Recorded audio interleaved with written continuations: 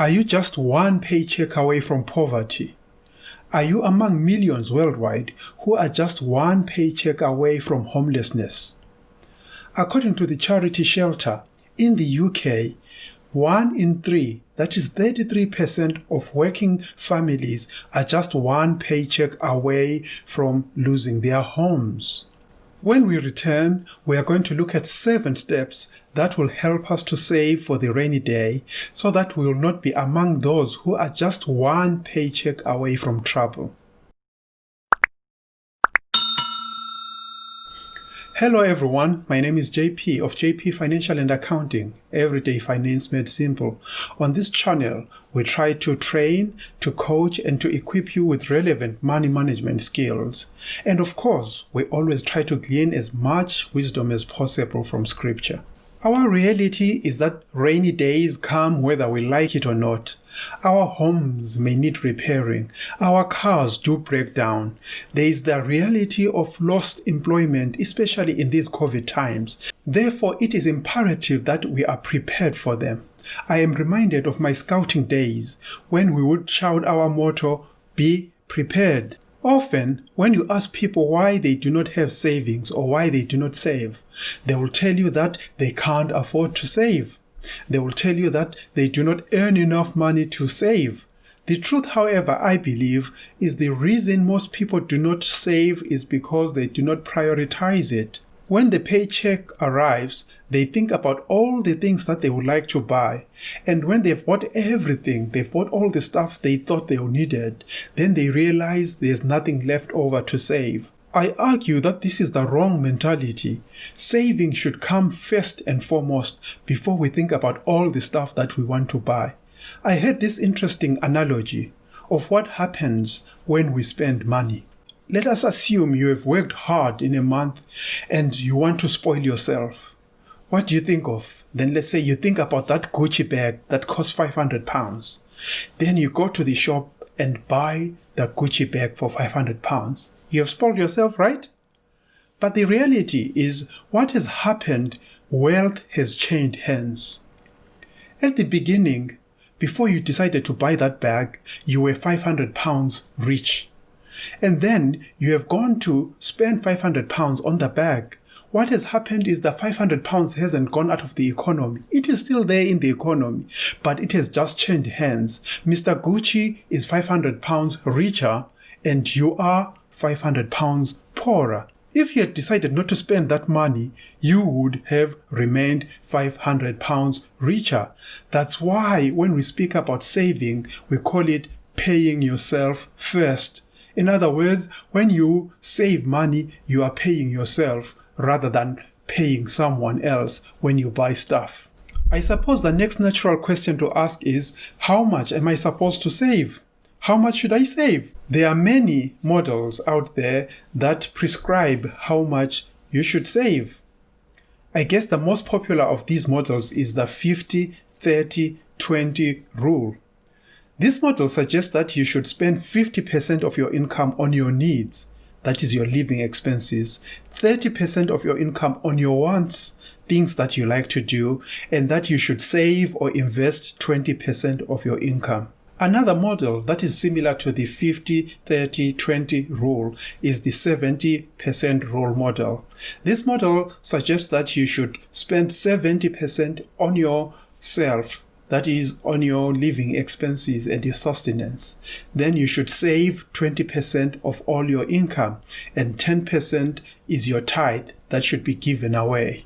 I've come across financial advisors that will suggest that you should save 50%, 60%, 75% of your income. To be honest, I am not a big fan of models that prescribe what you should do, because our circumstances, our personal circumstances are diverse, and therefore our goals should be as diverse as we are. However, I do believe that these models are a good starting point in deciding how much you should save or how you should set your own personal goals.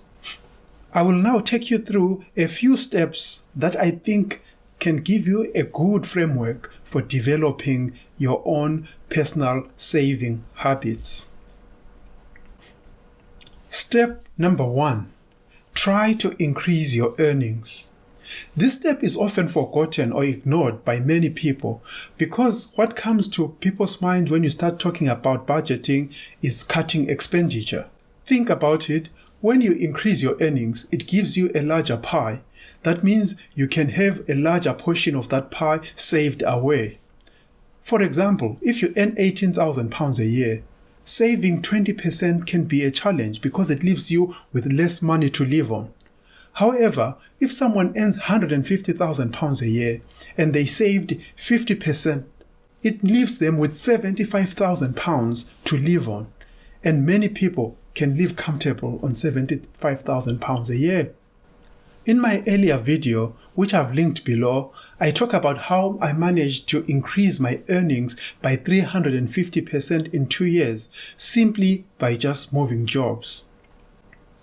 To be honest, perhaps increasing your salary is the hardest of these steps because it means convincing employers that you are worth more. Increasing your earnings sometimes means working extra hours. Sometimes it means picking up extra shifts. Sometimes it means sacrificing your family. We need to be careful that we do not increase our earnings by sacrificing the rest of our lives. We do not want to sacrifice our physical health. We do not want to sacrifice our mental health. We do not want to sacrifice our families. But nonetheless, increasing your income is worth exploring. Because step number 1 is the hardest of the 7 steps, we therefore need to pay special attention to the next 6 steps, which are easier to set in place. Step number 2, balance the books. In other words, budget. In order for us to pay ourselves first, it is essential that we have a budget. A budget helps us to be intentional and deliberate about how much we will save. In that instance, it is not an afterthought. In one of my earlier videos about budgeting, which I've linked below, please go and check it out if you have not watched it, I show how I prioritize tithing, then followed by saving, before I even think about my food or my mortgage. Swiftly moving on to step number 3. Set a monthly savings goal. Leading from the point that we've just made above, we need to be deliberate and intentional about our savings. We need to set our goals. We need to know on a monthly basis how much we intend to save. Once that goal has been set, we need to aim to hit it all the time. And if we do fail hitting it, we must not be discouraged. We must try again. Often, what inhibits us from hitting our goals is because we are in debt. If we are in debt, we must try and pay off our debts as soon as possible so that we can increase our savings potential. Moving on to step number 4, set up a savings account or several savings accounts. You must avoid keeping your savings in your regular bank account. Have a separate savings account or even several savings accounts. By this, you avoid the temptation of spending your savings. When I was younger, I maintained several savings accounts. I had a savings account for my clothes. I kept a savings account for my wedding. I kept another savings account for my car replacement. My emergency fund was in a separate savings account. Nowadays, I don't do this because I am a better manager of money. Swiftly moving on to step number 5, consider investing your savings. In our times, one of the challenges for savers is that interest rates stink.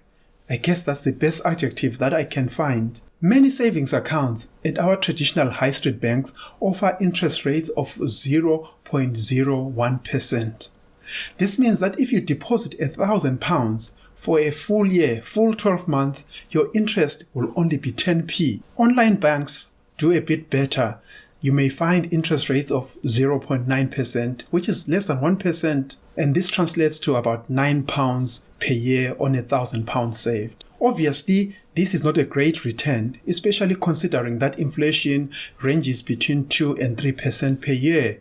That means in real terms, money left in a savings account is depreciating. This is why I would urge you to consider investing some of your savings in a higher yield fund. It may be wise to make sure that your rainy day funds are saved in an easily accessible fund, but for the rest of your savings, consider the following. A. Consider an ISA. ISA stands for Individual Savings Account.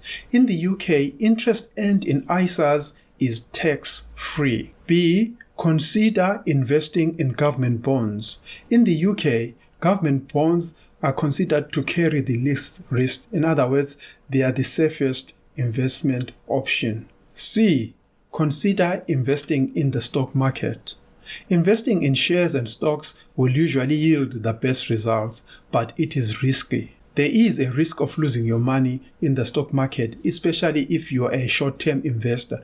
In the long term, normally it will yield a good result. In future, I'll do another video where we will look at these investment options in greater detail. Step number 6. Consider setting up a standing order for your savings. Unless you are very disciplined, you should consider setting up a standing order for your savings, so that before you even touch your money, your savings have been moved away from your normal banking account. Your savings will then be taken out of your account just like any other bill, thus minimizing the risk or temptation of you spending your savings. Step number 7. Review the amount that you save regularly. I urge everyone to start saving today, this week, this month. Don't be discouraged by the amount that you can afford to save now. It is more important that you develop the habit of saving rather than the amount. £10, £20, £50, £100, it doesn't matter. As I said earlier on, as you pay off your debts, you can start to gradually increase the amount that you save. Also, when you get a salary increase, consider increasing your savings proportionally. It is good practice to have a target to aim at. Let's say you start off with 15%, then you could increase it to 20%. You could increase it until eventually maybe you are living on 10% of your earnings and saving 90%. Of course, I am not advocating for being ridiculously frugal or thrifty. Lastly, let's move on to our verse of the day. Our verse of the day this week is Proverbs 6, verse 6 to 8. Go to the ant, you sluggard, consider her ways and be wise, which having no captain, overseer, or ruler, provides her supplies in the summer and gathers her food in the harvest. What the Bible is saying here is we need to be wise like the ant. The ant knows that winter is coming. So in the summer, while it can, it starts saving for the winter, which is its rainy day. So likewise, we are called to be wise like the ant. Start saving now while we can, so that when the days are hard, we have something to fall back on. In the same vein, Proverbs 13 verse 16 reads, "A wise man thinks ahead, a fool doesn't, and even brags about it." How many times have you met people that would brag that they do not have savings? Let us be wise. Let us think about the future now, while we have the opportunity, so that when it comes, we are ready to meet it head on. I hope you have enjoyed this video, and I hope it has been a blessing. If you're not already a subscriber on this channel, please subscribe and hit that notification bell. It will help me to reach a larger audience. Thank you very much. Bye for now. God bless.